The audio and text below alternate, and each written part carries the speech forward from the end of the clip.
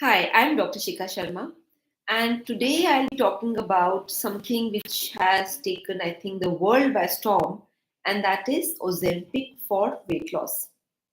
Now, a lot of people know that weight loss is something which everybody is looking for, struggling with diet, struggling with exercise, and struggling with cravings. And finally, what they resort to is these quick fix methods. Now, one of the very interesting quick fix methods which has come up is Ozempic. Now, it didn't really start out as a quick fix method because Ozempic is uh, a registered drug, but the drug has been registered for diabetes management. And the salt, the compound which is there in Ozempic, is semaglutide, which is a glucon-like peptide receptor blocker. So what it does is basically it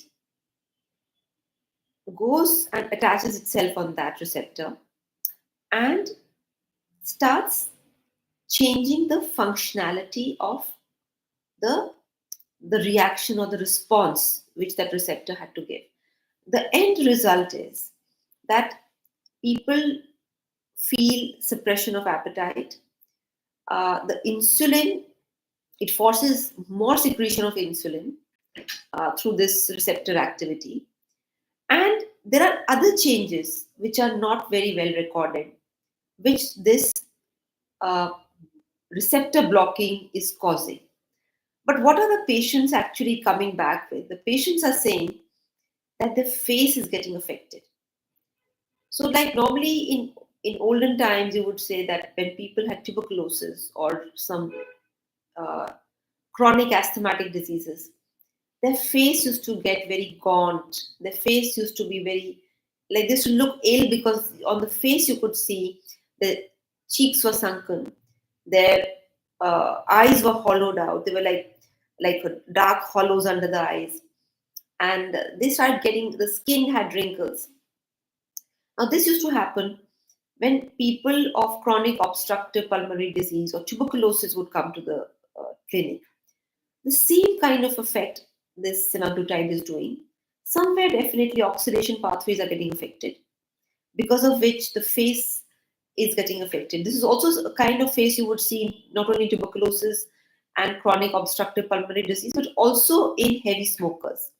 They also start showing up like this, which means somewhere the oxidation pathways are also getting affected. Now, but the question is that if a patient is losing weight and losing weight quite comfortably, quite easily, how's it working? It's suppressing the appetite, it's increasing the amount of insulin so that the glucose is not getting stored. But at the same time, it's also causing aging like effects. Like it seems as if this medicine is causing people to age faster, to look older. Like, for example, like women typically put on weight on the hips and thighs. So the weight on hips and thighs is reducing, but the skin is sagging like very elderly people.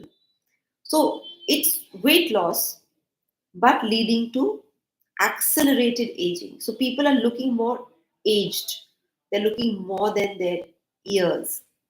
And that is the big problem. Now, the question is, why do people go after such drugs? People go after such drugs because for most people, weight loss is a cosmetic activity, it is not a health activity. Now, unless and until you look at weight loss as a health activity, you will not take your body's safety into consideration. You will not look at how safe is your body with these kind of drugs, especially considering there are a lot of people who are taking these drugs without prescription and without even having any diabetes. So let's try to understand this uh, whole history of weight loss medication. So the desire to pop a pill and lose weight has been there since hundreds of years. And that has pushed the industry, the pharma industry, to release weight loss drugs. At the best, the weight loss drugs would only give 15% effect. That means people who took those drugs and people who didn't take that drug, the difference in weight loss was only about 15%, which is not much. Those technically, scientifically, it is valid, but in real life, it's not much really. But the side effects of those drugs, the phentermines and all those kind of previous generation weight loss drugs, was anger issues, heart problems, digestive problems, liver problems. So much so that some drugs also had shown signs of mutation or cancer growth because people were taking those drugs. And therefore, it is important to understand that weight loss is not something which is so simplistic. It is not something you pop a pill and the body will burn more and you will lose weight. No, weight gain and weight loss is a multifactorial disorder. It depends on several things. First thing it depends on is what is your genetic type and how are you metabolizing nutrients. That is one. Second is what is your personality type? Are you somebody who enjoys being active, or are you somebody who does not enjoy being active and you prefer a more relaxed or studious lifestyle and therefore are more prone to sedentary lifestyle? So, in that case, also the risk for obesity increases. The third thing is how many chemicals are there in your diet. The more the chemicals, the more the hard or kind of obesity.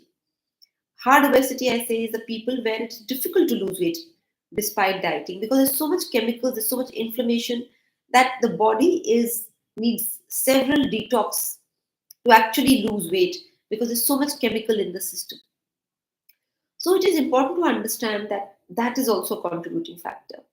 Another contributing factor is if your body is deficient in nutrition or the food is rich in calories but deficient in nutrition, that means it's not nutrient dense. There's not much nutrients in it. Typically, let's look at sugar. Sugar is nutritionally totally deficient. Let's look at another thing. Let's look at uh, let's say a bag of fried chips, or let's say any other fried food, a bag of fried food.